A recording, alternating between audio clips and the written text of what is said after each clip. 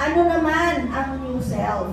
Yan. Ano naman yung new self? So, number 3, ang new self, sa number 3, bakit na-crucify si Jesus?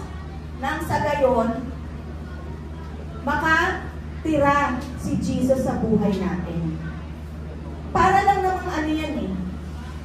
May nakatira sa bahay. Gusto mong lumipat dun sa bahay na yon. Hindi ka makakalipat sa bahay na yun hanggat may nakatira. Tama? Hindi mo pwedeng, alam mo yun, hindi mo naman pwede, sa totoong buhay naman, hindi mo naman pwedeng halad ka rin sa bahay, mula sa bahay, yung taong yun, palabas, at ikaw ay papasok. Meron sa ating buhay, pananong tayong free will. No? Let us be willing na paalisin yung old self natin at papasukin si Kristo sa ating buhay. No? Napaka-importante na si Jesus namumuhay sa ating pagkatao. God cannot occupy an occupied house. Diba? We are temple. Temple tayo. Pansin natin, kapag hindi tayo naging aware sa presence ng Panginoong Jesucristo sa buhay natin, sino ang nagte-take over? Pag wala si Kristo, sino magte-take over? 1 Peter 5:8 ulit. Okay? So, dito, again, next slide. Only your new self, where Christ lives, can enter heaven. Si Jesus lang naman ang nire-recognize na righteous ng Diyos Amang nasa langit. Kaya importante na yung Jesus na righteous na yan, makita ng Diyos Amang nasa langit sa atin. At nagre-reflect yan sa kilos, pananalita, at pag-iisip natin. Romans 3:23-24, sapagkat ang lahat ay nagkasala at walang sino mang nakaabot sa kaluwalhatian ng Diyos. Wala naman talagang perfect na tao. But if you want God to see you perfect, let the perfect Jesus be seen in you, be observed in you, be heard from you. Nakuha? Diyan makikita, malulugod ang Panginoon sa iyo kapag nakita nila ni God, si Kristo sa iyo. Na sinasalita mo siya, ibinapahayag mo siya, na-o-observe sa iyo si Jesus. Observe. Sabihin nyo nga, observe. Observe. Nakuha? Amen. So, sino ba itong Kristo na pinag-uusapan natin bukod dun sa ng crucify? Bakit importante na may Jesus tayo? No? Next slide. Jesus, bakit kino-consider na yung righteousness natin is through Jesus Christ? Kasi si Jesus, never siyang nagkasala. Diba? Ang tayo, always nagkakasala. Bukas lang o mamaya lang baka magkasala na tayo. Diba? Pero, kung may Jesus tayo, sinless kasi si Jesus eh. Diba sabi ko nga, kung may demonic influence, merong Jesus influence. Let Jesus, the sinless God, Son of God, sinless God, influence us every day. Amen? At yung Jesus na to, obedient. Paano ba nag-umpisa ang kasalanan? Through disobedience. Pero Jesus never disobeyed His Father. Kahit magdudusa siya, maghihirap siya, He never disobeyed God. Amen?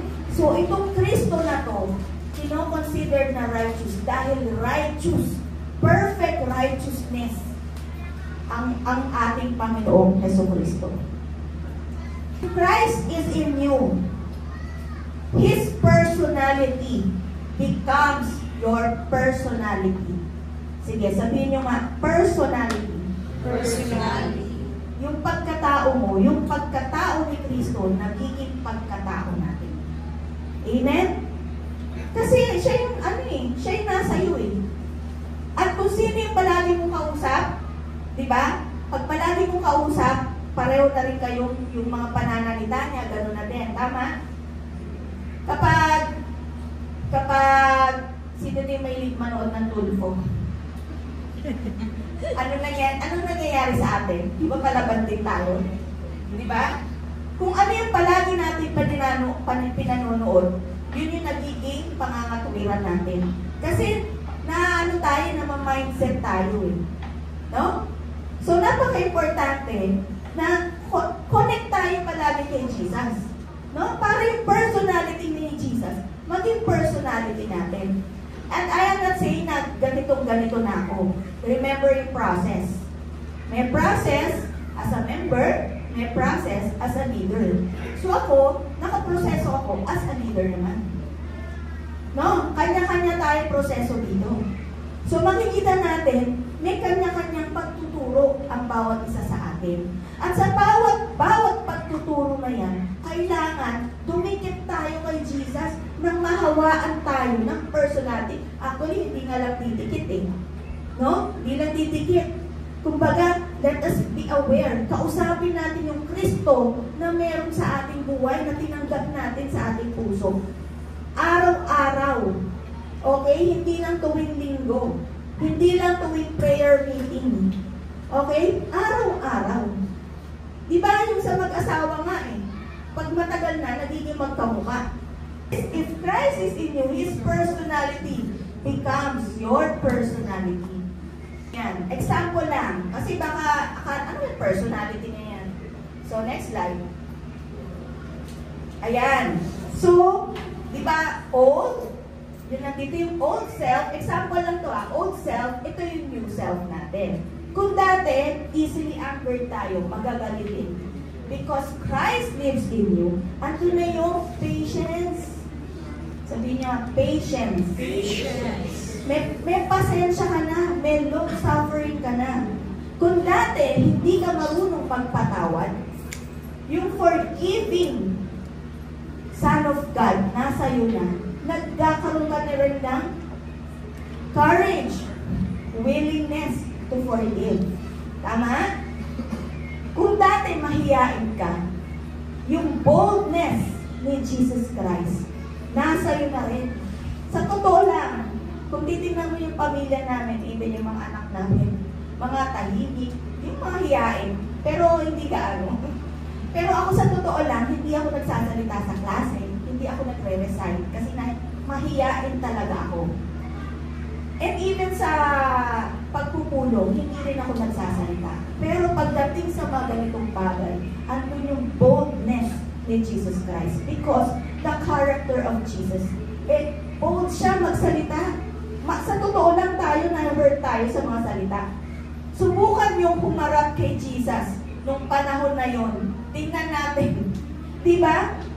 Tawagin ka ba ng mga ulupong? Ahas. Satanas. Lumayas ka sa harap ko. Diba? Subukan natin humarap mismo kay Jesus. Tingnan natin. Ngayon, ano tayo eh? May times, sugar coat eh. Iintindihin pa natin yung sa damdamin. Pero si Jesus, diretso siya. No? Pride. Kung dati, puro pride tayo. Ay, hindi ako bahala siya. Hindi naman ako nagpamanik. Yung ganon. Kung dati ganon tayo, ngayon meron na tayong humility. Meron na tayong humbleness. Kaya na natin magpakumbaba na okay lang na siya manalo. Okay lang na siya yung sa tama. Okay lang basta merong kapayapaan. Amen? Amen. Bakit? Yan ang personality ni Jesus. Hinayaan niya na i-crucify siya. Hinayaan niya na pagbintangan siya. Hinayaan niya na kutsa-kutsain siya. Para, sabi mo sa katabi, para sa'yo. Para sa'yo. Diba? Kung si Jesus, kapag may katuwiran, ipaglaban, may katuwiran siya, sa totoo lang. Amen. Meron siyang karapatan. Bakit? Diyos siya. Bakit mo ako ginaganyan? Diyos ako Anak ko ng Diyos. May kapangyarihan ako. Diba? Kung gano'n si Jesus, walang pagliligtas. Bakit mo ako pinagsasabihin ng ganyan? Hindi mo ba alam na kaya kitang, sino ba yun? Na isang laksa-laksang anghel, kaya kang patayin ng mga anghel? Diba? May karapatan siya. May kapangyarihan siya. May authority siya. Pero hindi na in-exercise yung authority na yun for the sake of God's will. Mapangyari ang kalooban ng Panginoon. Nakukuha? May natututunan? Ia-apply ba natin sa buhay natin? Amen. Reckless, kung dati reckless, ngayon may self-control na tayo. Kung dati matatakotin tayo, ngayon matapang na tayo, pero matapang sa magandang paraan. Alam nyo, observe our characters. Kilalanin natin yung mga sarili natin. Hindi ka naging ganyan for a wrong reason.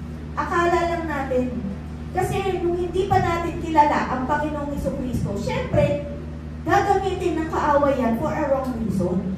Pero, yung mga character natin na yan, ilagay natin sa tama. Si Pablo, ano ang character ni Pablo? Ano siya bold siya, courageous siya, mapusok siya. Na before, ginagamit niya sa maling paraan to persecute Christians.